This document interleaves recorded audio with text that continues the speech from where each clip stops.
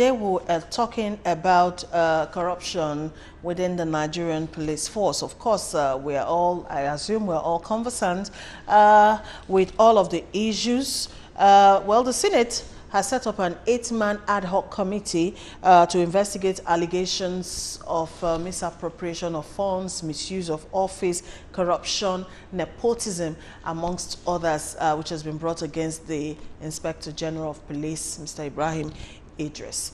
Joining us in the Lagos studios to look at this issue, we have the National Coordinator for Network on Police Reforms in Nigeria, NOPRIN, Mr. Okeafor. Good morning, Mr. Okay. Thank you for joining us on the program today. All right, I'll let Justin have a first go at this. Thanks for joining us. Okay. First of all, this is not the first time that the police has actually been in the front eye of the public when it comes to corruption. But this particular incident with the Inspector General of Police is actually very humongous. It is so big. How could this have been happening over time? Well, just like you started by pointing out, issues of corruption in the Nigerian police has been there from the beginning. The police itself, its origin, it also has to.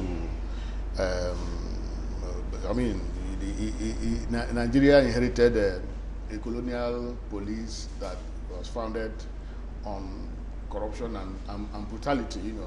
So. Of course, the first time we had a major incident of an attempt to deal with corruption was during the time of Tafa Balogun, when the EFCC. Recall that, yeah. But of course, ever since, this thing has been happening. So it's not new. What is probably new is the fact that Senator is now beginning to raise issues. And interestingly, this Senator was a police officer. Yes, he was. And it's not just the Senator raising issues about corruption, nepotism, and lately, sexual misconduct. Misconduct. But of course, before then, the National Bureau of Statistics had done a survey of institutions in Nigeria, and the Nigerian police came top among organizations that are corrupt in Nigeria.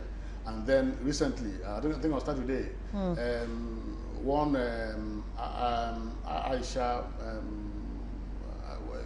The lady who anchors crime fighters, whose husband is actually a serving commissioner of police, came up with more scandalous allegations, substantiating what Issa has said, and of course substantiating what we all know. The concern here is the fact that the presidency, which ought to be the providing supervision for the Inspector General of Police, has not responded. It's interesting to note that the Senate has set up an ad hoc committee to investigate this. But you will also note, I don't know whether you did note, that the Senate President in announcing the setting up of the ad hoc committee, concentrated on the area of corruption. He didn't talk about the issues the senator raised about sexual misconduct. But I remember also that not long ago, 2 members of the House of Reps were also involved in similar sex scandal in the US. So apparently, for them, that is not an issue. So, but is that like a code really for 7 police officers, to follow in terms of intersexual relationships? You know what I mean? Like, how do they relate one to another when it has to do with the opposite sex? One thing you have to know for sure is that sexual harassment, particularly against women in the Nigerian police, is deep-rooted. It's widespread. There is what is called gender policy for the Nigerian police force. Gender policy, which prohibits sexual harassment of women, which prohibits discrimination against women, and all sorts of gender-specific abuses. What the IGP has done clearly runs contrary to the provisions of that gender policy. But of course, in terms of the Police Act and regulations, I think what I'm sure of is the point about if a female police officer wants to get married, certain things must be done. But I'm not sure if there's any specific provision regarding to relationship between male and female police officers. Okay, now a civil society group, that's Coalition for Civil Society Groups for Integrity and Justice, are actually calling for the resignation of Ibrahim Idris as the substantive IGP. I mean, does this really follow? You see, if you look at the level, the magnitude of allegations that have been leveled against him, in a normal climate, I think we will expect that he will throw in the towel.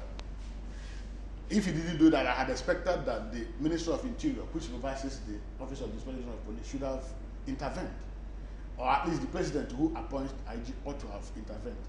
So, if anybody is calling for his well, for me, I think what is important is that as investigation is going on, it is important that he gives way so that investigation can go on smoothly, because the allegations are too grave to be ignored for him to remain in office. But let's look at the other side of these allegations. You know, the senator himself, Misal, of course, there are reports that he is a police deserter himself, and he still has a case to answer with the police and all of that. Now, let's come from the angle, you're smiling already, let's come from the angle of whether there is like a personal motive, you know, behind these allegations. Is that possible in this case?